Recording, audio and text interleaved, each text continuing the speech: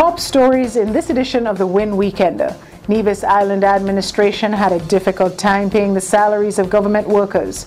Kariri not prepared to give Basseterre High School the all-clear for safe occupancy just yet. And Prime Minister says ZIZ is not a mouthpiece of the ruling St. Kitts and Nevis Labour Party. Welcome to another edition of the WINN Weekender, a comprehensive recap of the major stories making the news this week. I'm Tony Frederick Armstrong. Nevis Premier Vance Amri apologized to public servants in Nevis for the non-payment of their salary Wednesday evening after checks issued were not honored by the St. Kitts Nevis Anguilla National Bank. More in this Ken Richards report. My fellow citizens, my fellow Nevisians, I wish on behalf of the Nevis Island Administration to apologize to the Nevis public servants for the inconvenience caused today when they did not get their salaries as expected. This has been a very stressful and traumatic and embarrassing experience for me and for the administration. But I believe it has been a source of embarrassment and concern for all the employees of the government, but also of all the people of Nevis, and by extension, the people of the Federation of St. Kitts and Nevis. The financial crisis facing the smaller partner in the Federation has been described as economic terrorism.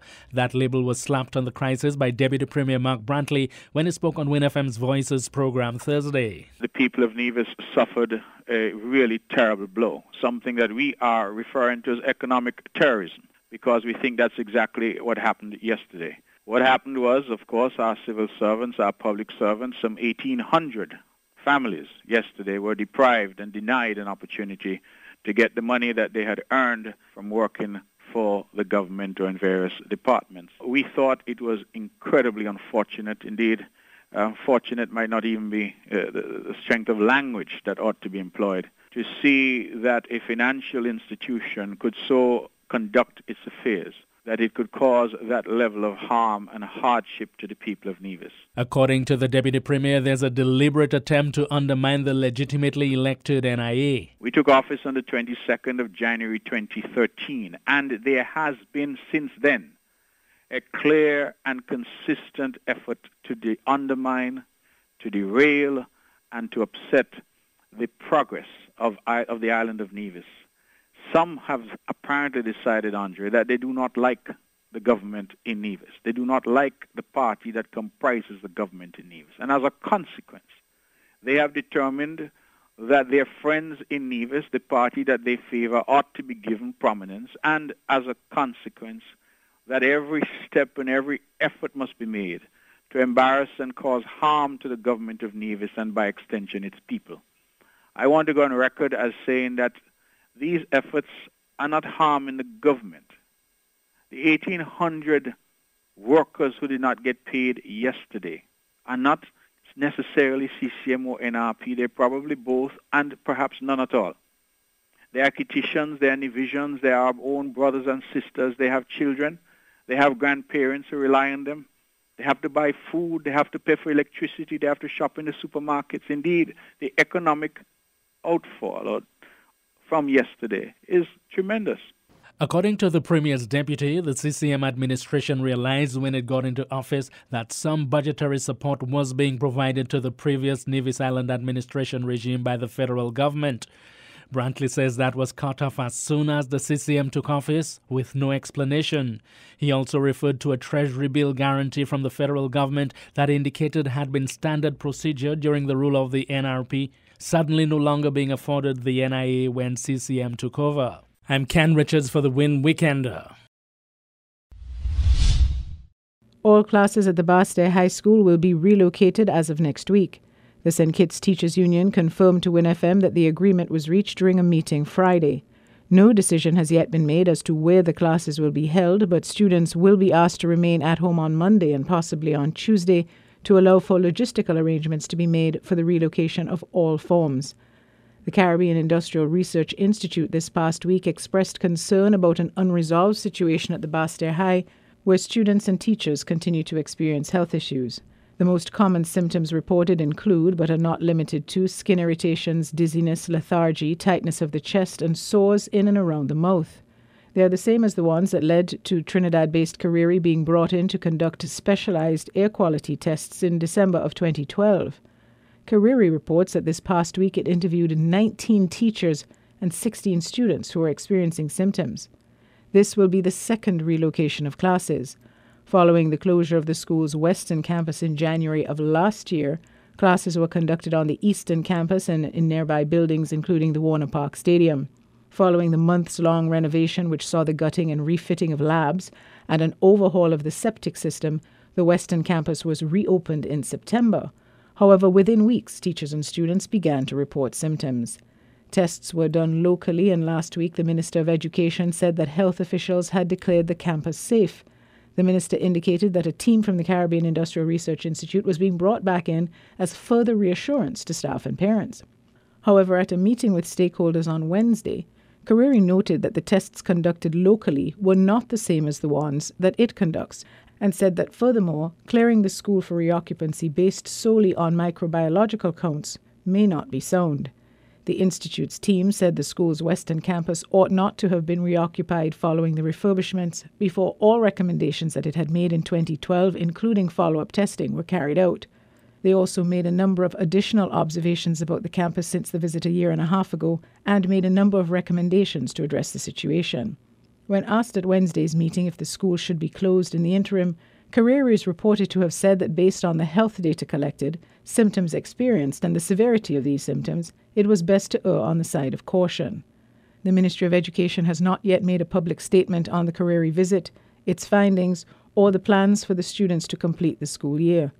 The situation at the school first came to the public's attention in late 2012 when teachers staged a sit-in to pressure the ministry into addressing the concerns. Since then, tensions between the ministry and the teachers' union in particular have heightened, as government officials have suggested that symptoms were psychosomatic or even contrived, and have indicated that the situation was being used to score political points. Meantime, some teachers and parents have accused the ministry of a cover-up and of not caring about the welfare of the students and staff. The largest school in the Federation, the Basseterre High, has 82 teachers and a student population of over 800. Still to come, the Prime Minister dismisses charges that the state media is being run as an arm of the ruling Labour Party.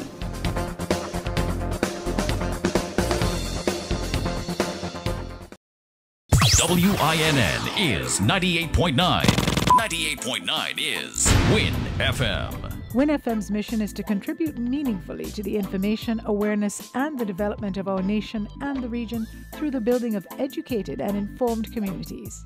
WINN FM faces the issues squarely, without shying away from controversy, while striving continuously to provide balanced, responsible reporting. Better music, better talk, better radio. 98.9 WINN FM. Welcome back. Prime Minister Dr. Denzil Douglas dismissed charges this past week that the state media is being run as an arm of the ruling St. Kitts and Nevis Labour Party. More in this Ken Richards report. I said, no, that is not so at all.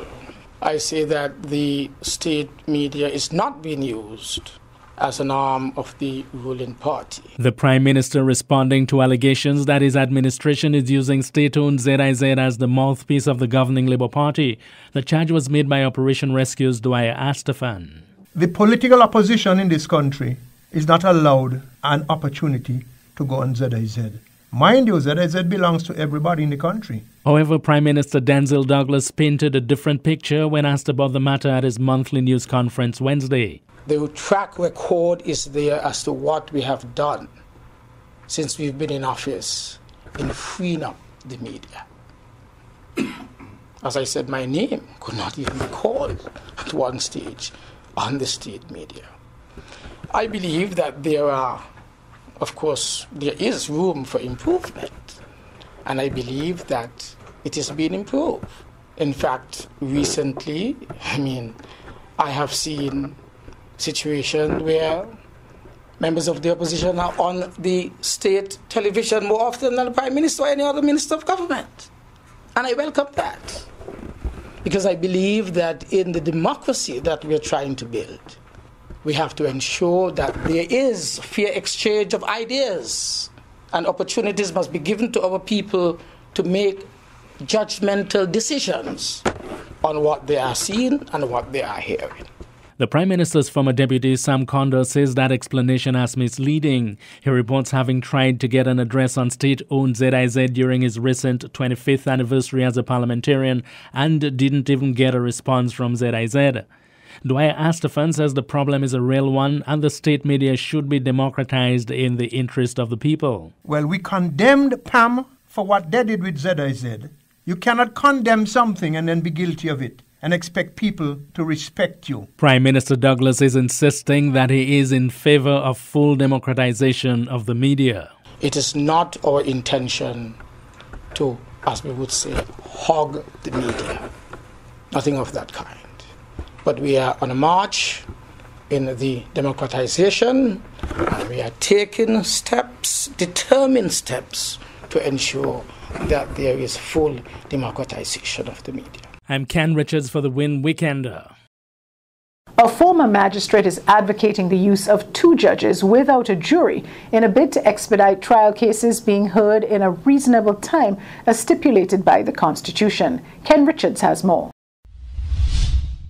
We are a small society. I probably think one of the days will come when they put down away the jury system and let 2 judges try the case. If you tell them find you guilty, you're guilty. No way to appeal.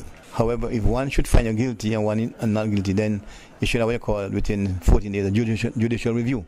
Now, this is a thing I'm looking toward for the future. The advice from former magistrate Reginald James follows concerns expressed by lawyer-politician Lindsey Grant about people being held on remand in prison for very long periods before their cases are heard. We have hundreds of young men being incarcerated, being on remand for over a year, not having a trial.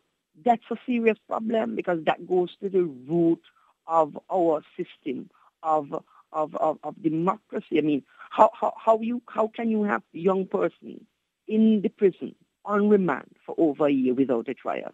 And if that research is done, you would recognize that there are a number of persons in there now at the hands of the justice system not being able to be afforded a fair trial in a reasonable time. According to former magistrate James, the reasonable time stipulation needs to be more specific. He recommends the American way of mandating that cases are brought before the court within a 6-month period, while suggesting that things are more difficult for the judicial system today because there may be many more criminal matters to deal with. Mr. James advises that the use of less witnesses can help speed up the process. I used to get off something like 5 cases in 1 week on the late Justice Singh.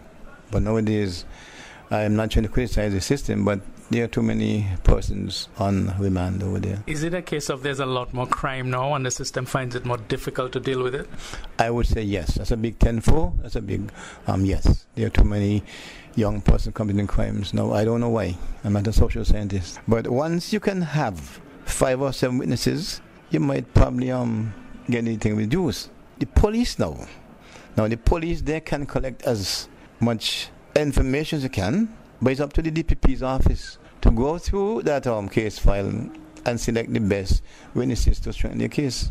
You don't need 15 and 20 witnesses. But sometimes you have situations where the DPP says he or she is awaiting information from the police. They have not yet received the appropriate information. In that case, I understand it might take some time. Attorney James says people held on remand for more than a year who are later acquitted can seek redress under Section 18 of the Constitution. To end the WINN Weekender, a look at some of the major headlines. Nevis Island Administration had a difficult time paying the salaries of government workers. All classes at the Basseterre High School will be relocated as of next week. This has been the WINN Weekender. On behalf of the WINN TV News team, I'm Tony Frederick Armstrong.